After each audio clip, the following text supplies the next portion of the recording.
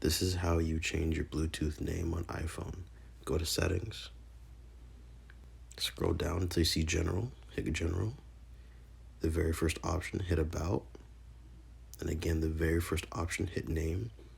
And this is the name that you're gonna give yourself. So I'm just gonna go ahead and name it test, like that. All right, let's go back and back. And just to make sure that we did it correctly, we're gonna go up to Bluetooth right here and click Bluetooth, turn it on. And right under Bluetooth option, you're gonna see now discoverable as test. So that's how you know it worked. So just to make sure, let's turn it off again. Go back, general, about, name. Let's just name it iPhone test. Go back, go back, go back.